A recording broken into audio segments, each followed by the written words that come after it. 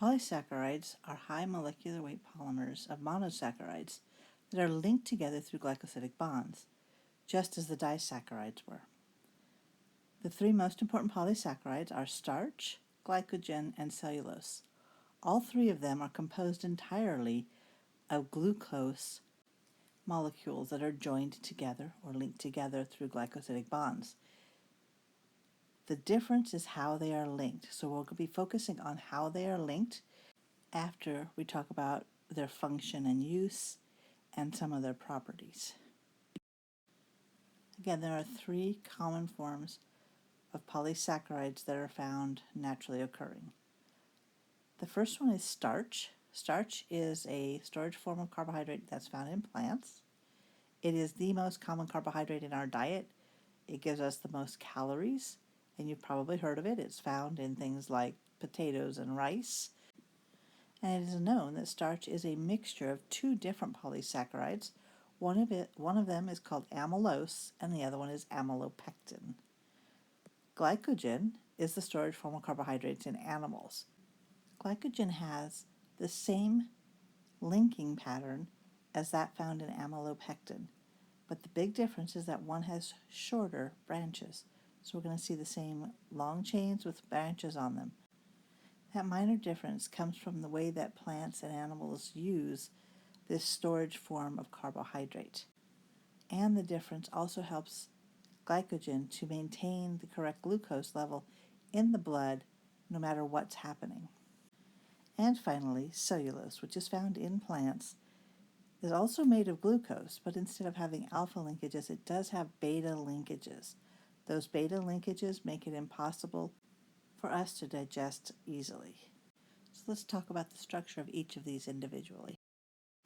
Starch, which is derived from plants, is actually a mixture of two different polysaccharides. One is called amylose and the other is amylopectin. There's a minor difference between them in their structure, and we're going to focus on that today. We know that the ratio of amylose to amylopectin varies dependent upon the source, but on average, starch is about 20% amylose. Amylose is known for its continuous, unbranched chain of alpha glucoses. So let's focus on that section. So here's an alpha glucose, here's another alpha glucose, and here's another alpha glucose. This is just a portion of the 10,000 long chain that you commonly find for amylose. So we want to look at the type of linkage we have, and we're going to count around this ring first. So 1, 2, 3, 4, 5, 6, just as we've counted before. And around the second ring, we'll see 1, 2, 3, 4, 5, 6. And around the third ring, we see 1, 2, 3, 4, 5, 6. And we've got all of our rings counted. Now we'll look at the linkage that we have. So our glycosidic linkages are right here between the two sugars. And so we're going to see that this one goes from carbon number 1 on the first one, and it goes to carbon number 4 on the second one. So this is a type of 1,4 linkage, and specifically, since it's going down first, this is an alpha 1,4 linkage. We see the same one as the next one, and then they'll continue on like that for all 10,000 or so of these linked together.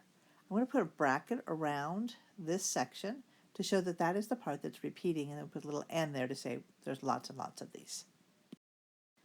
Because the repeating pattern of amylose is a continuous, uninterrupted chain, we end up finding that it likes to coil around itself, forming something called the amylose coil. When the amylose coil is viewed at a 90-degree angle from the top, you can see that it has a tubular form, very similar to a spring where the center is empty. The reason the amylose coil is so important is because it allows the amylose to pack itself together, making it structurally compact. And very importantly for our tests, it actually makes a tube where iodine can get trapped. When iodine gets trapped inside of the amylose coil, it turns into a dark blue-black color that we find for the starch iodine test. The only substance known to readily trap iodine inside of its coil is amylose. So this is a very simple and precise test for the presence of starch. Amylopectin is the other part of starch. So amylose is very important. It's a great way for us to identify if there's starch present, but it is only about 20% of the starch. The other 80% of starch is actually amylopectin. So let's look at what amylopectin looks like and see how it differs from amylose. Like amylose, amylopectin is 100% alpha-D-glucose. Where it differs is that it has branches. So first let's look at the main chains. The main chain of amylopectin has an alpha 1,4 linkage. Here we see it up here, and we see the same linkage down here. But again, you can notice that there is this branch. So what is the numbering on this branch? Let's go ahead and count around the ring.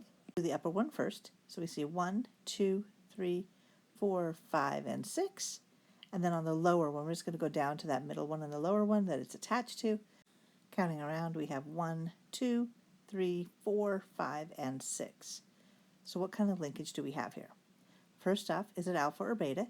Well, we see that that oxygen that's attached to carbon number 1, which is the one that tells us if it's alpha or beta there, it goes down, so that's an alpha linkage, and it goes from carbon number 1 on the first ring to carbon number 6 on the second ring. So this is an alpha 1,6 branch. The branching found in amylopectin makes it impossible to form a coil like we saw in amylose. That means that the amylopectin gives a negative starch iodine test. Even though it is starch, it would not test positive because it doesn't have that coil. It also affects the packing patterns for amylopectin is different from the packing pattern for amylose. So let's look at the reactions of starch. Specifically, we'll look at hydrolysis. Since starch has something similar to an ether linkage, we know that hydrolysis of an ether from organic chemistry gives us 2 alcohols. In this case, when starch is completely hydrolyzed, it goes back to being a collection of monosaccharides, specifically glucose, since starch is made up of all alpha-D-glucose. Sometimes hydrolysis is not completed, and at that point we get something called partial hydrolysis. Partial hydrolysis often stops at the disaccharide rather than the monosaccharide. So what is the disaccharide that has 2 glucoses? That's right, it's maltose. So if we go through partial hydrolysis, you might get maltose.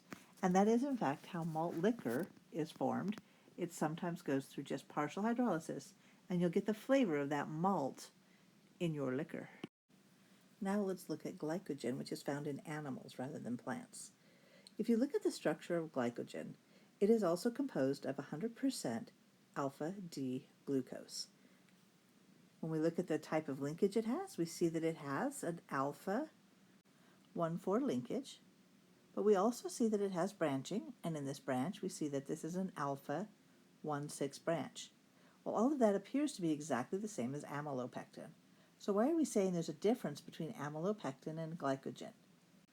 And that difference has to do with how often those branches occur and the length of each of the chains.